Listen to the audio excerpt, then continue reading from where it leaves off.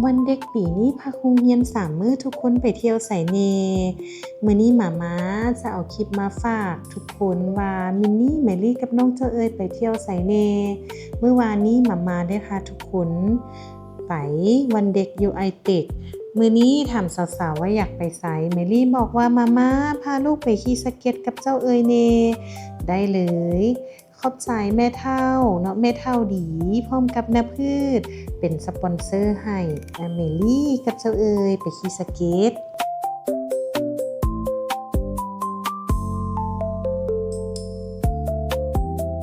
สองสาวไปขี่สเก็ตในตอนเช้าตอนสวยเอ้ยมินนี่บอกว่ามาม่าลูกมีนัดกับเองจี้ไปขี้ละพาลูกไปขี้ละแน่ได้เลยมาม่าพาสองสาวไปขี้ละเมื่อออกจากขี้ละแล้วถามลูกว่าอยากได้อย่างเป็นของขวัญเพิ่นบอกว่าลูกขอเลือกเอง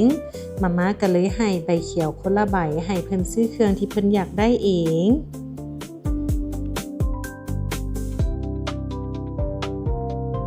หลังจากพาสองสาวซื้อเครื่องแล้วเขาก็มาหับเมตู้บอกว่าพาไปซื้อของขวัญแน่จะไปเซอร์ไพรส์โดโดหลานชายอายุ8 เดือนอยู่เฮือนตุกงก็เลยพาแม่มาเบิ่งรถเพิ่นบอกว่าโอ้ยอยากได้รถน้อยไปให้โดโดกำลังจะเฮียนย่างก็เลยพาเพิ่นมาเลือกเอาแบบที่เพิ่นอยากได้นี่แม่ตู้ว่าเอารถคันนี้แหละคือโดโดละสีฟ้าเข้ากับเราเดี๋ยวเฮาไปเบิ่งว่าหลังจากฮอดเฮือนโดโดแล้วสิหน้าโดโดได้ของขวัญจากตู้เงินจะเป็นแนวใดพวกเฮามาฮอดเฮือนโดโดแล้วเอื้อยๆพากันตื่นเต้นหลายเพราะว่าโดโดนี่จะเป็นขวัญใจของคนในบ้านเพราะว่าเพิ่นเป็นผู้ชายคนเดียวมินนี่เก็บเสื้อผ้าแม่ตู้เก็บรถแล้วก็เมลี่เก็บปุ่มเป้าเดี๋ยวเฮามาเบิ่งโดโดดีกว่าว่าโดโดเป็นจังไดดีใจบ่ได้เห็นเอื้อยๆน่ะ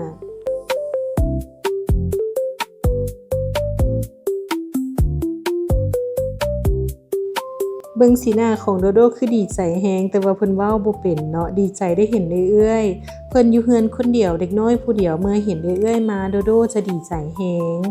ตอนนี้หั่นแม่จะไปเกี่ยมเฮ็ดกินกับสาวแอปเปิลก่อนให้เอื้อยๆเพิ่นเลี้ยงน้อง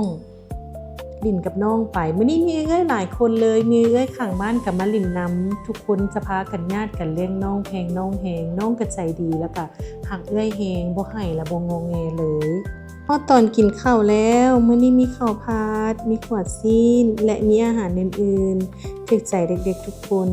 ขอบใจตุ๊กกองขอบใจสาวแอปเปิลหลายๆเด้อที่เฮ็ดอาหารแซ่บๆให้หลานๆกิน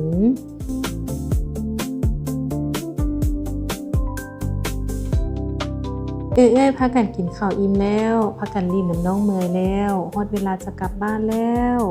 แต่ว่าเมลี่บอกว่ามาม่าเฮาขอกล่อมน้องนอนก่อนได้บ่อยากเลี้ยงน้องอยากให้น้องหลับก่อนเมลี่เราจะเป็นคนหักเด็กน้อยแฮงนางจะเป็นลูกสาวหล่าอยู่บ้านก็จะมักเล่นตุ๊กตาเมื่อโดโดเกิดมาเมลี่จะหักน้องแฮงแล้วก็อยากเลี้ยงน้องจมตลอดว่าอยากไปหาน้องนางหักโดโดแฮง